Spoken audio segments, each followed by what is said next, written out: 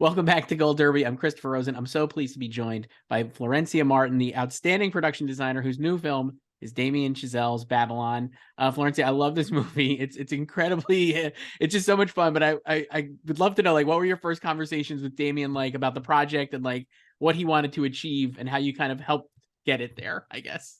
Thank you, Chris. So exciting to talk about this film. I read the script, and Damien and I met over Zoom for the first time, actually, because we were in the pandemic, and started immediately sharing images of these depravity-stricken characters mixed in with barren Los Angeles. It's unbelievable to look at these images of early Los Angeles and see how it was really a city in formation, which is how Damien wrote and wanted to kick off the film and the story. So we spoke about creating a world that was really visceral, that allowed the audience to step into all these amazing circumstances that our characters find themselves in. So he really wanted to create a world that was like a visual tapestry of the emotional journey that these characters were going in, and show the evolution and the formation of Los Angeles and Hollywood from the silent film era into talkies,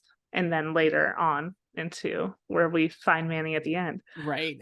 So it gives you an incredible, I guess, canvas to work with, because I think Yes. there's so much fun. But you mentioned that, like, kind of like the barrenness of Los Angeles. I mean, I think like the opening scene is obviously this incredible party at Don Wallach's mansion. He's like a big producer type executive, whatever, studio executive. And I just found that like immediately that like location is so awesome, for lack of a better word. And you have that the driveway and like the circular roundabout driveway with this incredible statue, and it's all dirt, and it just is this like, it just feels like it's just dropped from the sky into like just nothing. It just blew me away, and it's like so cool. So I guess, like, can you talk, like, how did you find that or build that, or like how did you kind of Yes, start there? that was the beginning sequence of Don Wallach's is stitched together from 8 locations and builds, because we wanted to first show that opening, and it's really the road to Don Wallach's house. So you go through navigating this elephant through these very windy roads. That is what we saw was the early Hollywood Hills. And then we found this location. We were discussing whether we were going to build this ballroom entrance and then do the rest in green screen, but Damien really wanted to get everything in camera as much as possible. And so we found, mysteriously through a lot of research, and this castle that was built by the real estate developer of Hancock Park in 1926, an hour from Los Angeles, called Shays Castle.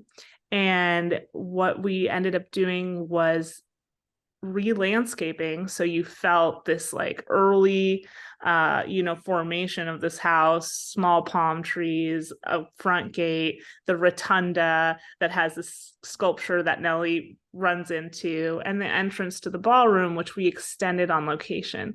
So we did amazing post work with ILM and the wide shot really quickly to show this house that was being built, but then everything else is in camera, so that when you have that amazing moment of Jack and his wife getting into this big fight and driving away and stepping into the ballroom and coming, and the first time Nellie and Manny meet each other and they're navigating their way through this house, that it's everything is, was physically there and present. And we combined that with the Ace Theater foyer, which was built by the silent film actors in the 1920s, and it was called the United Artists Theater. And that's in Spanish Gothic style. And we were actually scouting for movie theaters for the premiere scenes for Jack and Nellie. And then with Damien, we stepped in, and it was just this dripping with detail and levels that you could shoot through, and compression to create that manic party, like shoulder to shoulder. And then we built the bedroom and the hallway on stage in Paramount. It's wild. It's so cool. And it's like one of those, I mean, like, I'm definitely in the tank for this movie because I really do enjoy it. But I was like, it's like one of those things that like it's just like an instantly like, oh man, like I'll never forget seeing this, and like it just feels like very iconic, like that immediate like the party and like all those scenes and like the way it like looks and the set is just so so cool. You mentioned Jack played by Brad Pitt. I love his house as well. We kind of go there next. I will kind of just go through some of the movie. I promise it will not be like a Perfect. Chris Farley show thing, but I was like, I love his house, and I think it's so the detail is so cool, and you have like obviously like he kind of tumbles out of his balcony into the pool, I guess, and like it just felt it feels very much like an old Hollywood like kind of mansion type thing for a movie star, which he obviously is. How did you kind of like find that, and like was that just sort like did you have to build that, or like was that like an actual location that you were able to just find and like kind of go with? That was an actual location. Chris Ball, location manager, presented, and the pool house was originally built in 1926 in Simi Valley, and it provided us these 360 views of the mountains so that we could feel Jack when he's about to go over and tumble in the pool, that we could see like Hollywood in its early stages, undeveloped, not even a tree in sight as it would have been. And we looked at a lot of silent film actors' homes like Douglas Fairbanks and Howard Hughes, who had these hacienda style houses inspired by Spain and Mexico. And for Jack's character, it was really about showcasing his knowledge and art. So there's a lot of artifacts from Europe and books, because that was his passion to continue to, bringing culture into his life. And that was very popular then. And then you go tumble into this pool house that was from the 20s.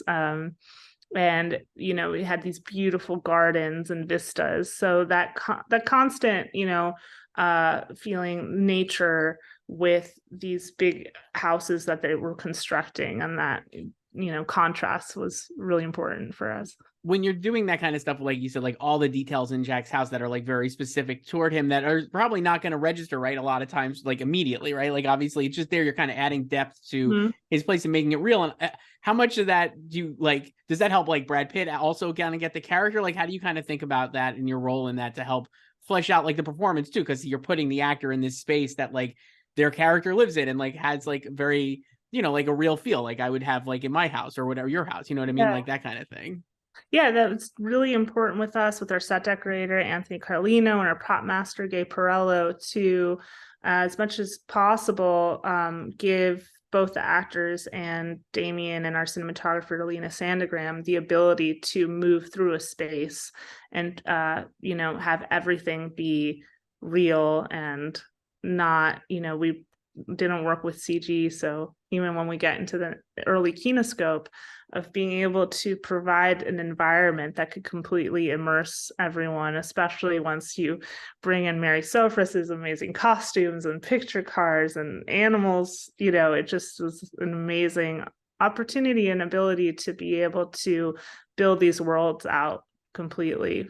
Yeah. Can you talk, you mentioned like the kinoscope set, that is another incredible sequence, obviously in the movie. And it's just so big. Again, it blew me. It's like massive in scale. And obviously, like, I know it's not like there are just 1,000 people, it seems like, running around that set, right? Like, and I guess, how did you kind of, I'm not sure, again, research and stuff, but like, I guess, how did you kind of like figure out how exactly you wanted that to look, and like kind of, especially like building a film set on a film set? I guess it just seemed like really cool to me. So I guess, how did you approach It's it? definitely one of my favorites, just to get to like execute with our team. So Damien storyboards the whole film, and then he also provided us notebooks, which were like visual Bibles of what he was envisioning, especially through the Don Wallach's party and early kinoscope in the battlefield, that were so informative. And we looked at a lot of early circus photographs, Dorothea Lange in the desert, to just really showcase, and census photographs of the homeless issues in the 20s in Los Angeles that I didn't realize the depravity and, the amount of deterioration that there was already in this new sparkling city. So it was really important for Damien to showcase the origin of what it felt like to be in this barren Hollywood, and then create these amazing set pieces that they were forming in these silent film studios. So we had our storyboards, and we also had the music or anamorphics, these visual storyboard stitches that Damien put together. And it was all timed, especially for the first day of sound. It's all timed to the music. So it was very important that, in 20 seconds, we got to the beginning of the sets, and that we were panning across this circular motion across all of these sets that were shooting together simultaneously. And that's really important for the history of like the silent era, that they were able to do that because they weren't recording sound. So it was this very kinetic cacophony.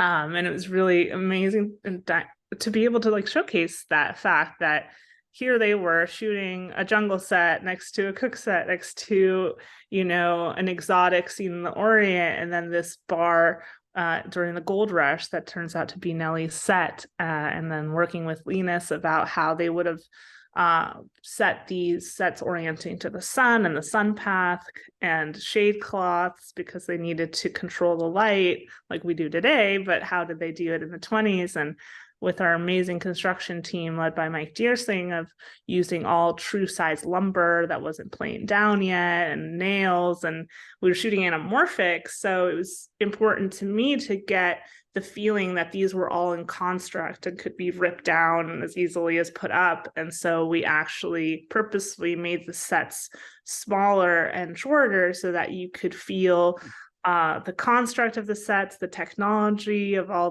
the movie lights and the shade cloth, and then the ranch, which is what you would have seen back then in the 20s, which is just a big dirt field with orange groves and the hills in the background. So it was just this amazing opportunity to be really layered and showcase, what it felt like to step into the studio then.